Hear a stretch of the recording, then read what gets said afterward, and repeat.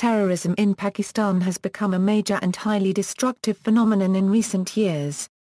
The annual death toll from terrorist attacks has risen from 164 in 2003 to 3318 in 2009, with a total of 35,000 Pakistanis killed between September 11, 2001 and May 2011.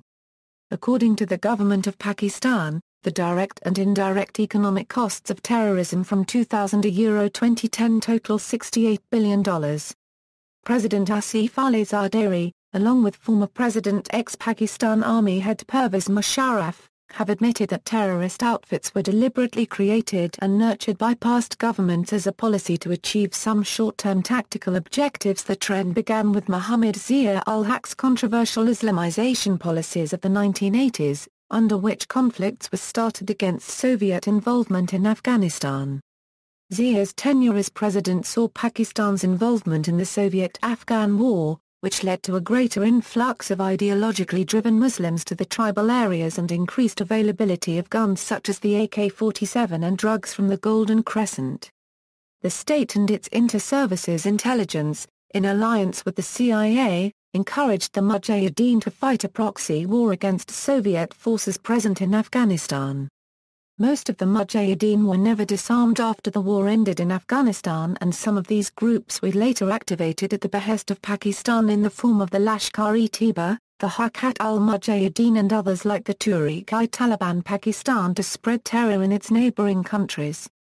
The same groups are now taking on the state itself, making the biggest threat to it and to citizens of Pakistan through the politically motivated killing of civilians and police officials.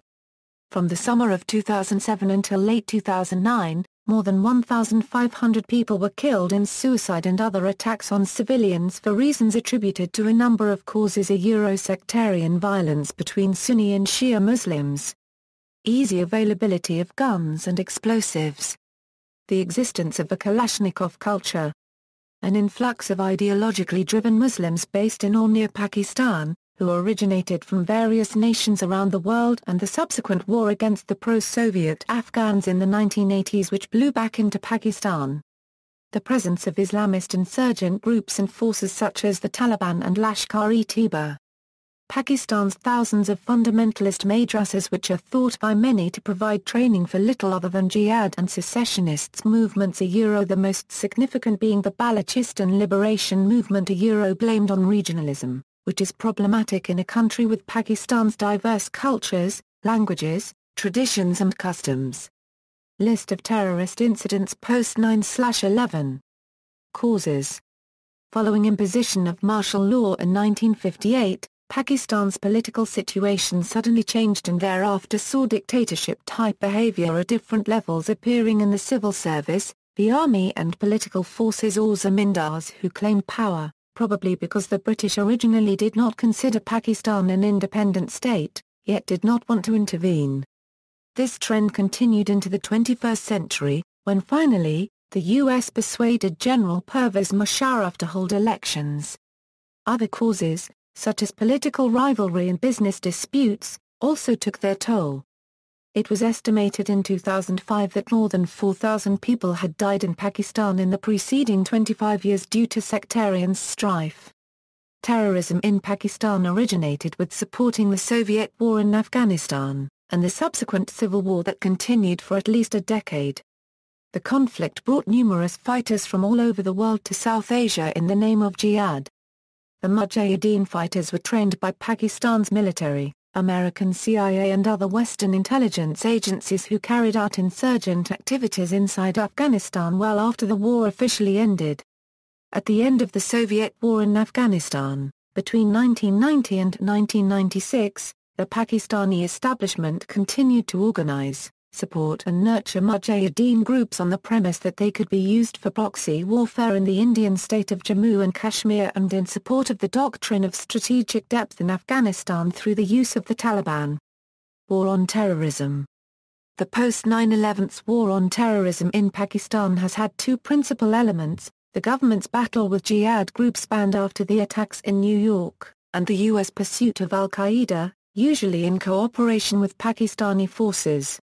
Also a major cause of terrorism is religious extremism, while so-called mullahs and Maulvis inject in mind of innocent people, and also the policies of General Musharraf. It is Lal Masjid murder of Akbar Bugti are also some major causes of terrorism in Pakistan. In 2004, the Pakistani army launched a pursuit of al-Qaeda members in the mountainous area of Waziristan on the Afghan border, although skeptics question the sincerity of this pursuit. Clashes there erupted into a low-level conflict with Islamic militants and local tribesmen, sparking the Waziristan War. A short-lived truce known as the Waziristan Accord was brokered in September 2006. This truce was broken by Taliban. They misinterpreted the conditions of truce that led to the annoyance of Pakistani government and armed forces that launched a military operation known as Operation Rai-e-Rast against Taliban in order to clear the area of Taliban.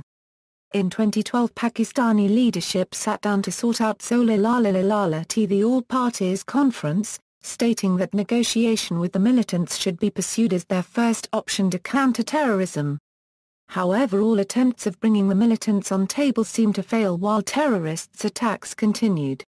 In late 2013, therefore, the political leadership in Pakistan gave a green signal to a military operation against terrorists which was named Operation Zarbazb. Operation Zarbazb is a joint military offensive being conducted by Pakistan Armed Forces against various militant groups, including the Tehrik-i-Taliban Pakistan, Lashkar-e-Jhangvi, Chundala, Al-Qaeda, the East Turkestan Islamic Movement, the Islamic Movement of Uzbekistan and the Haqqani Network.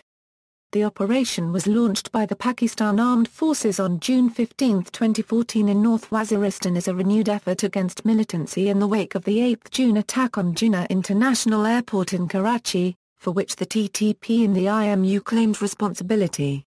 Part of the ongoing war in northwest Pakistan, up to 30,000 Pakistani soldiers are involved in Zarbazb, described as a comprehensive operation to flush out all foreign and local militants hiding in North Waziristan. The operation has received widespread support from the Pakistani political, defense and civilian sectors. References. Bibliography: Hussain Abbas. Pakistan's Drift into Extremism, Allah, the Army, and America's War on Terror, M. E. Sharp, 2004. ISBN 0-7656-1497-9, Tariq Ali. Can Pakistan Survive?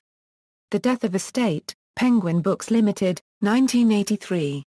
ISBN 0-14-022401-7, Zahid Hussain. Frontline Pakistan, The Struggle with Militant Islam, New York, Columbia University Press, 2007. ISBN 0-231-14224-2. Further reading: Ali, Nosheen. Books vs. Bombs? Humanitarian Development and the Narrative of Terror in Northern Pakistan. Third World Quarterly. Volume 31, Issue 4, 2010. Pages 541 to 559.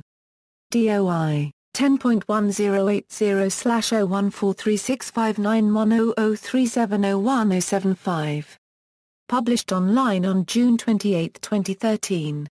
Available on EBSCOhost Academic Search Complete, accession number 51818440. External links.